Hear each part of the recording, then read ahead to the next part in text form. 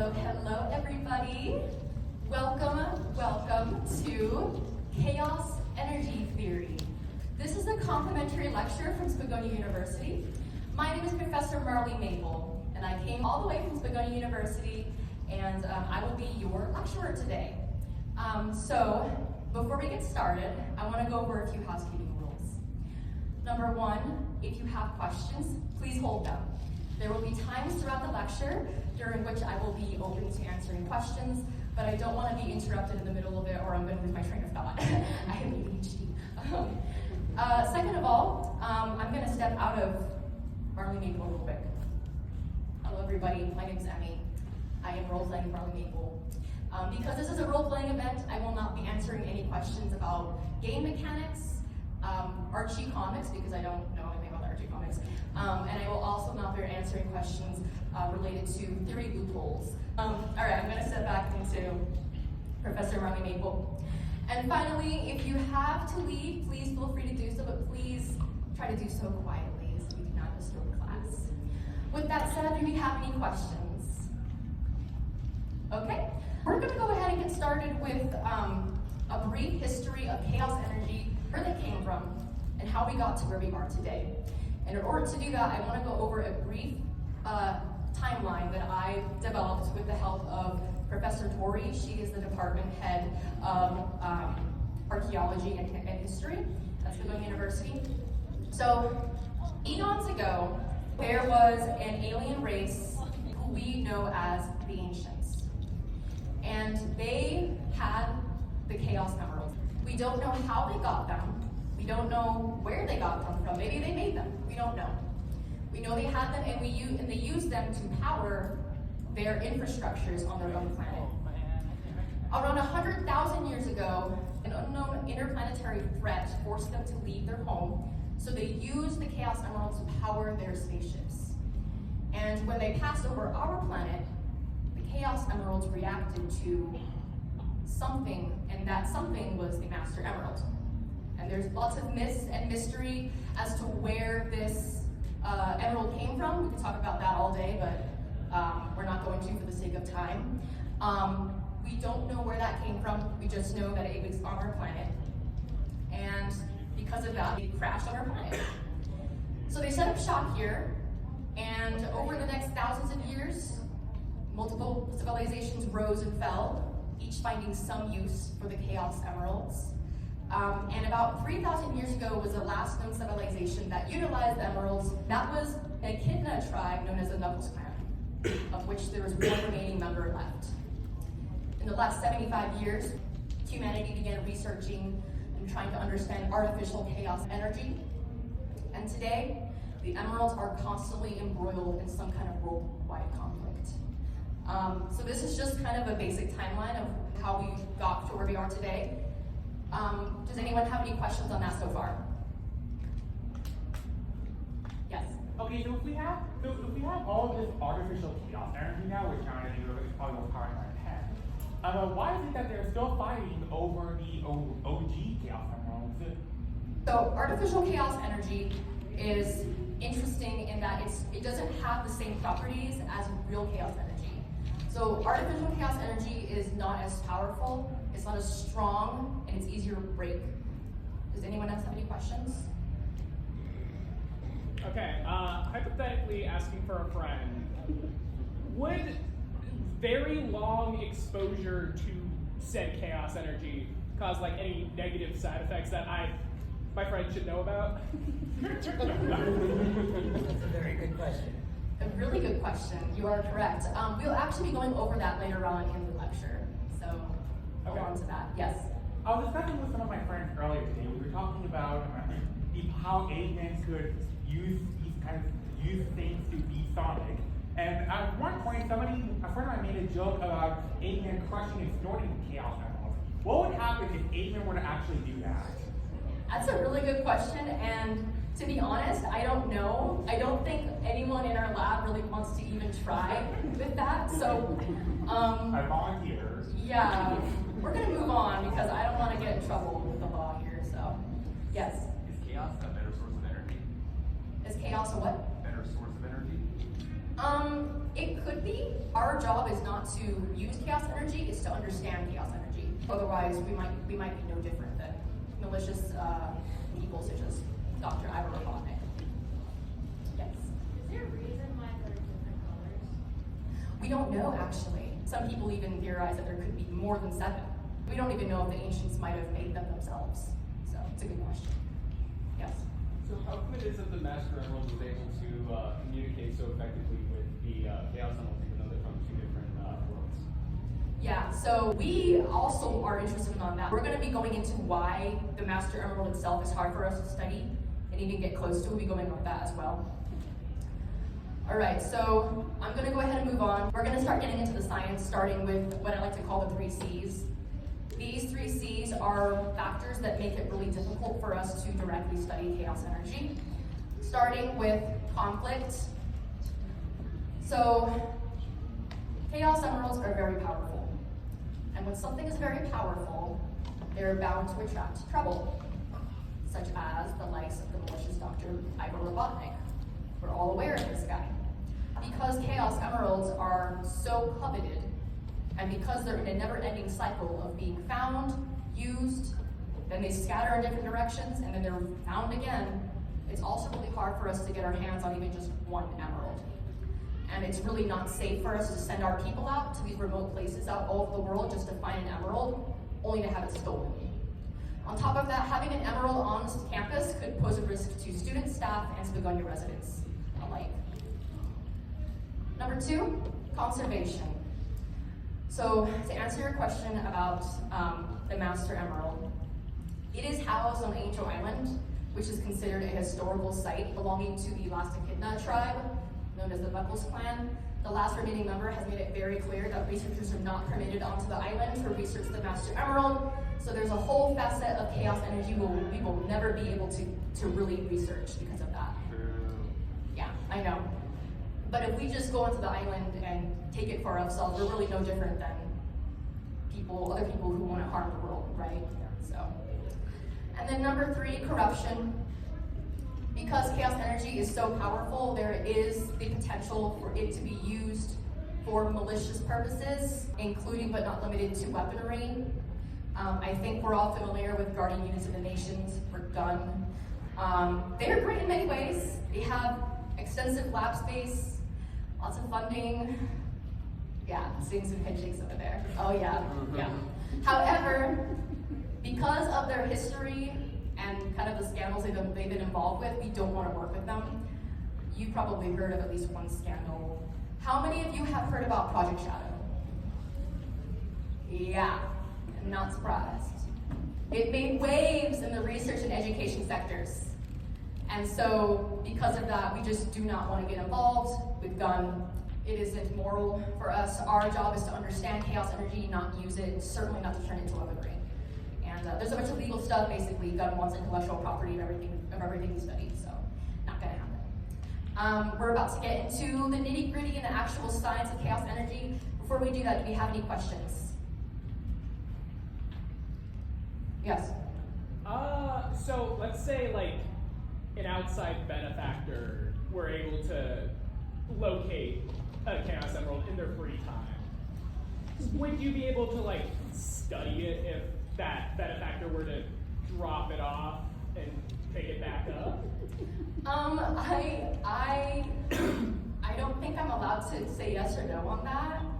Like I said, we don't really want a Chaos Emerald on campus just because it would attract trouble and we don't want to put people in danger. Fair enough. Yeah, unfortunately. Yes. Looks like your chaos research division has some labor shortages. Would you guys happen to be hiring right now? I'm bored. We don't want to send people out to the field. You know, these chaos emeralds, they shoot off in different directions. They go usually remote places in nature where they recharge their natural energies. So for us to send out people to find them, only for them to get snatched away within like the month, it's just not logistically possible, unfortunately. Yes? So what would be ideal circumstances should you happen to be able to get an emerald? What would be the ideal situation in order to actually study this energy? Well, number one, we would need to be able to guarantee that we have the resources to protect Spagonia University and Spagonia residents. We would ask gun, but we all know where we stand with gun. What was that? I said there are not too many stipulations if you borrow one of them. Yeah, exactly. There's just too many strings attached. To get a Chaos Emerald, we've had different ideas. Unfortunately, the only people that would really have the firepower to protect the university during that time would be either Team Sonic, Gun, or Dr. Ella Robotnik, and two of those are not viable, and one of them is constantly busy, saving the world and such, so not gonna happen, unfortunately. But I appreciate the question. Yes? So if I were to come across a Chaos Emerald, would I need some kind of protective gloves or equipment in order to pick it up? It's recommended, especially because you're human, and we're actually going to be going into what we call chaos conducted individuals. They're mostly islanders, so if you're human, yeah, we would recommend that. Some people have debated that there could be instances of mental instability that might come from handling chaos energy when you're not strong enough to handle it. So some people even say that Dr. Ella Robotnik might have experienced mental instability through the years because of his exposure to chaos energy, but we don't really know. All right, we're gonna move on to the science of chaos energy. Our current understanding of chaos energy is that it is a form of electromagnetic energy. Why do we say that? Because it can move through space without a medium to move through. So for example, visible light and UV rays, they can move through space. They don't need air, it doesn't need water.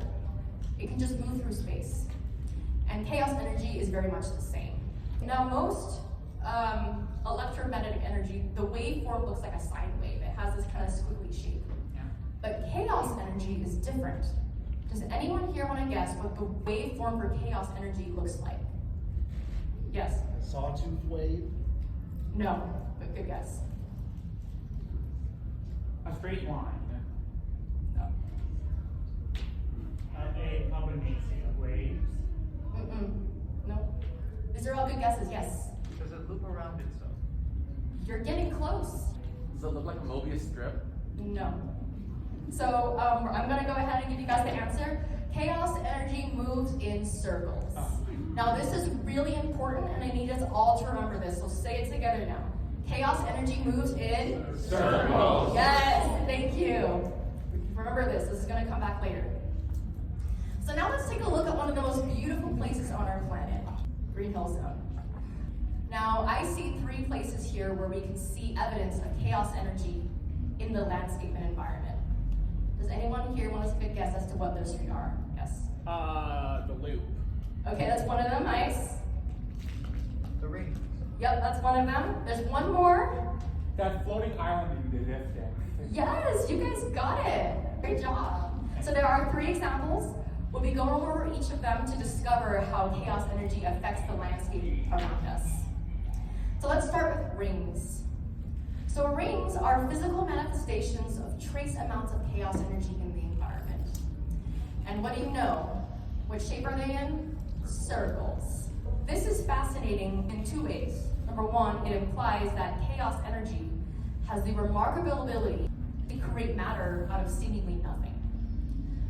Second of all, it also implies that chaos energy in physical form gives off a golden hue. And we can also see this in chaos-conducted individuals. They're usually islanders. We don't really know what factors allow them to be chaos-conductive. All we know is that there might be something in their biological makeup that allows them to react to chaos energy as well as they do. They're able to utilize chaos energy even in large amounts and suffer seemingly no negative side effects. They also, when harnessing large amounts of chaos energy, glow a golden color. Number 2, we have loops. So loops, our understanding is that they are long-term exposure to chaos energy and that energy warps the environment around it. And loops are just one example of how chaos energy affects the environment. You might also see spirals. You might also see spheres and circles. You might see corkscrews. Sometimes when there are loops that are just starting to form, you might see a half-pipe shape in the environment. And then finally, we have floating land masses. So floating land masses, they are exactly what they sound like. They are essentially small to large pieces of the earth that float in the air. They're either stationary or they move around. They move around in different shapes and sizes. We don't really know why they move around the way they do. It's all without rhyme or reason. They come in various sizes, the largest of which is Angel Island. In fact, it's been in the sky for so long that they call it the floating island. And we know that chaos energy is directly responsible for these floating land masses in the environment. The reason why is because, as I said, the Master Emerald is housed on Angel Island, and it has been previously forcibly removed at multiple points, and the island has fallen because of that. When the emerald was put back onto the island, it rose into the sky once more. Additionally, the emeralds themselves have been observed to float, and chaos-conducted individuals who have harnessed the power of the emeralds have also been observed to float. We're going to move on to how chaos energy affects people and creatures. Before we do that, does anyone have any questions? So, if golden rings have trace amounts of chaos energy, and they're like, I feel they would be generally safer to, have on campus. And I personally kind of have a stockpile of them that I'm not really doing anything with. If that could help aid the research of chaos energy.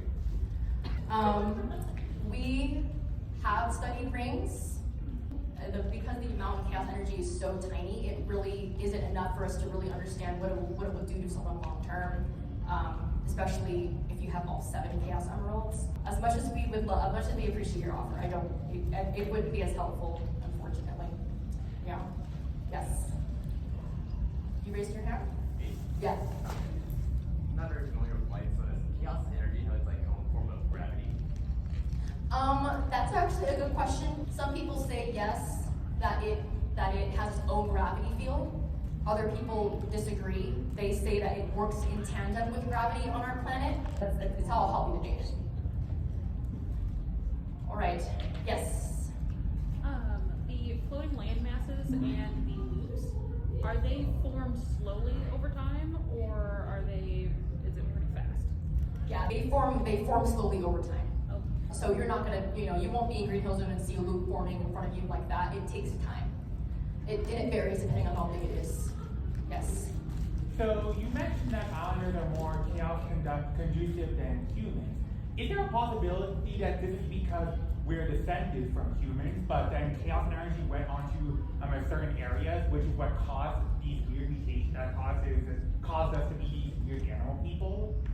That is something we can go over in the next few slides. It could be something as simple as evolution caused by radiation. All right, we're going to go ahead and move on to how chaos energy affects people and creatures. So let's go back to the ancients. When they came to our planet, it was not a good time. Most of them died out within a generation. A few survivors did make it to Angel Island, but most of them did die out. However, the survivors that got to the island, they were exposed to a mysterious radiation that corroded their DNA to the point where they became completely unrecognizable to their previous forms. And over time, they mutated into, we know them, we love them, Chow. Now, Chow are these cute little creatures. They lay eggs, they do their own thing, and as you can see, they look nothing like the ancients, except for one.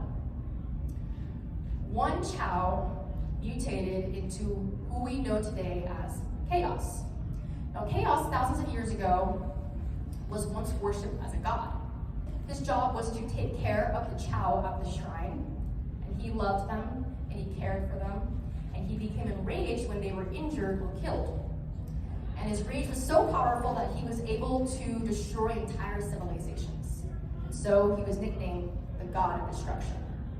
Today we know that he is not a god, he's actually just a mutated Chow. The catalyst for that evolution was the Master Emerald. That mysterious radiation was the Master Emerald. And this is fascinating because it's almost as if the Master Emerald saw these ancients struggling to survive and said, I'm going to help you.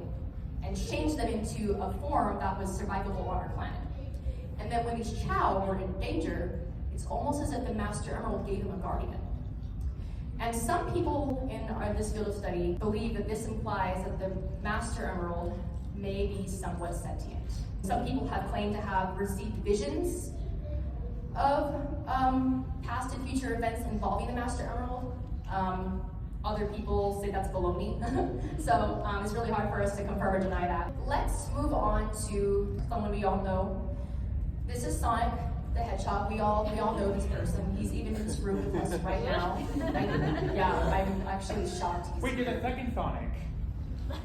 Probably just residue chaos energy. There's just so many. Okay, there's different dimensional counterparts in here. Okay. It's a generation of Sonics. Yeah. All right. We also have two shadows in here. What is going on? This is just a simple like university lecture. Okay. Chaos energy is really interesting.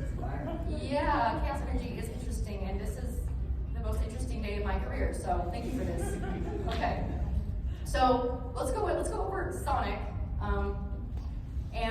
So Sonic is an individual who we consider as extremely chaos conductive. He has had contact with chaos energy since he was a child and has grown up around chaos energy. And we have seen physical changes due to this. The most obvious change is changes to the level of melanin in his body. So, for example, we have lighter fur turning into darker fur. We have the jet black eyes turning into emerald green eyes. There may also be additional changes that he may undergo as he gets older because he is still quite young. We don't know what will happen unless we get him into the lab. Sonic. We've been asking you, well, okay, we've been wanting you to stop by, and you never do. Busy. Yeah, I'm sure you are. Okay, so. Just kill Aiden, get it over with, and help the lady.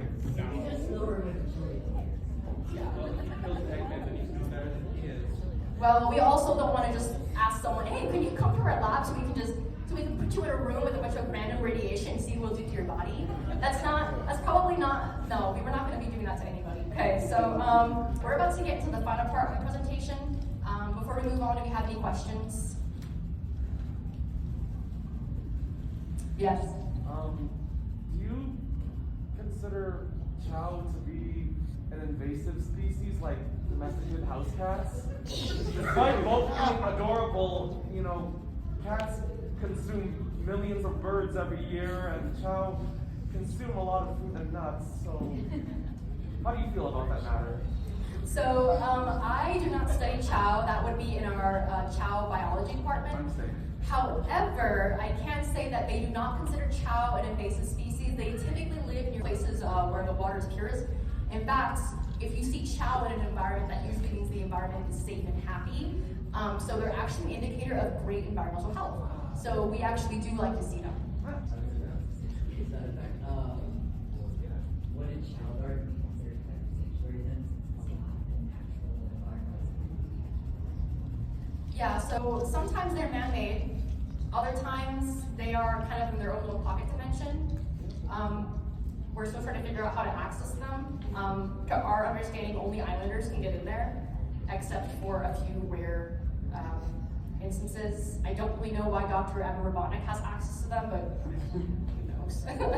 Chaos energy, man, it's chaotic. That's why we call it chaos energy. Yes? So, you said there might still be more changes later down the line, correct? There might be. Right now, the changes you've experienced, they seem harmless. So, in your professional opinion, you don't think anything crazy might occur, turning into a squid or sprouting wings? Right? Okay, so I'm gonna be honest with you. Sonic, you are probably the most chaos conductive person we've seen, ever. Okay, you're different. Shadow is different. Right, let me go over why Shadow is different. This isn't part of the presentation, but I will interlude for you because you're here, and you're here. Both your dimensional counterparts are here. All right, so, and another one. There's 3 shadows in here. What's going on? Okay, show of hands. How many shadows do we have in here? 1, 2, okay, so 3. Okay, I was right. Okay, there's 3. Okay. So Shadow is an exception because he is an artificial life form. He was not born, he was created, and he was created specifically to harness chaos energy. So it's a bit different. It's almost like comparing apples to oranges, you know? So, but Sonic is the most natural born chaos kinetic individual we've ever seen. We don't know what's gonna happen to you as you get older. So, good luck with that. Okay. All right. All right, let's move on to the final part of the presentation. So chaos energy is probably the most unique form of electromagnetic energy. And that is because it has the remarkable ability to turn thoughts into power.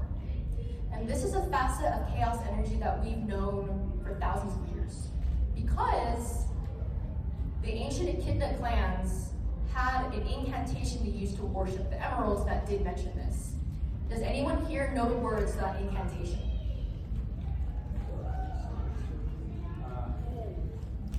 The servers are the 7 chaos. Chaos is power. Power and prevention by the heart. The controller is the one who gave the chaos. Yep, great job. I'm happy you did your homework. You did correct.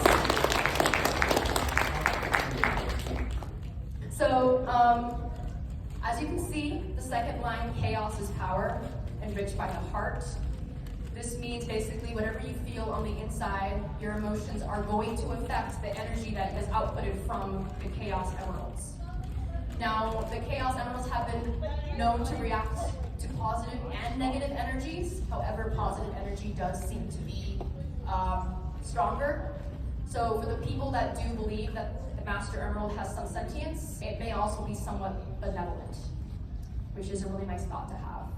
And this is personally my favorite part about chaos energy, because it feels a little bit like magic. So I like to end my presentations on a positive note. If you leave this lecture learning anything at all, I hope it is that you know that your thoughts do have power. You're stronger than you believe, and you're smarter than you know, and you can do anything you put your minds to, with or without a little chaos. Have a great day, guys.